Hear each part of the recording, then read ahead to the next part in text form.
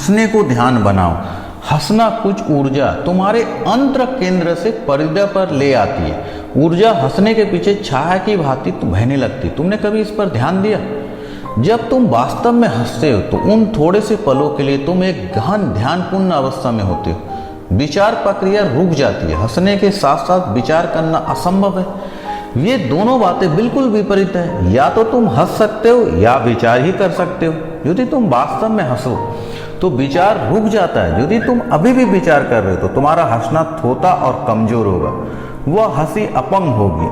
जब तुम वास्तव में हंसते हो तो अचानक मन विलीन हो जाता है। जहां तक मैं जानता हूं, नाचना और हंसना सर्वोत्तम स्वाभाविक व सुगम द्वार है। यदि सच में तुम नाचो तो सोच विचार रुक जाता है। तुम नाचते जाते हो, घूमते जाते हो और एक भंवर बन जाता है। सब सीमाएं, सब विभाजन समाप्त हो जाते हैं। तुम इतना भी पता नहीं रहता कहाँ तुम्हारा शरीर समाप्त होता है और अस्तित्व शुरू हो जाता है।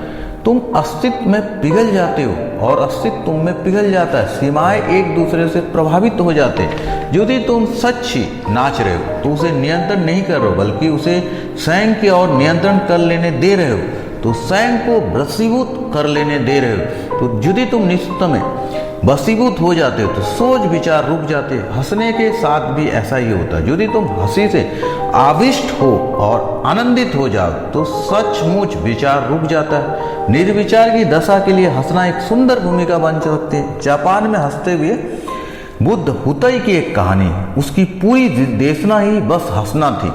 वो एक स्थान से दूसरे स्थान, एक बाजार से दूसरे बाजार घूमता रहता था। वो बाजार के बीचों बीच खड़ा हो जाता था और हंसने लगता था। यही उसका प्रवचन था। उसकी हंसी सम्मोहक थी, सकारात्मक थी, एक वास्तविक हंसी। वह हंसते हंसते जमीन पर लौटने लगता।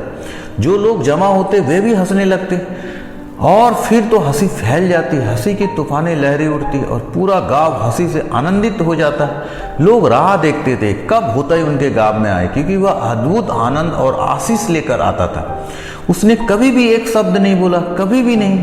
तुम बुद्ध के बारे में पूछो तो वह हंसने लगता। तुम बुद्धत्व के बारे में पूछो तो वह हंसने लगता। तुम सत्य के बारे में पूछो तो वह हंसने लगता। हंसना ही एक उसका एकमात्र संदेश था। वह सुबह जब जागे तो वह अपने आँख खोलने से पहले शरीर को बिल्ली की तरह ताने। जब भी आप सुबह, आपसे देखिएगा, जब भी सुबह उठेंगे तो अपनी आँख खोलने से पहले शरीर को बिल्ली की तरह ताने। 3 या 4 मिनट बाद आँख बंद रखें, फिर हंसना शुरू करें। 5 मिनट के लिए बस हंसे। पहले पहले तो आप इसे सप्रयास करेंगे, लेकिन शीघ्र ही आपके प्रयास से पैदा की गई ध्वनि प्रामाणिक हंसी को जगा देगी। स्वयं को हंसी में खो दे। शायद इस घटना में वास्तव में घटने में कई दिन लग जाए, क्योंकि हम इससे बहुत अपरिचित हैं, परंतु शीघ्र ही ये सहज हो जाएगा। आपके पूरे दिन कई गुना सकारात्मक विचार में बदल जाएगा।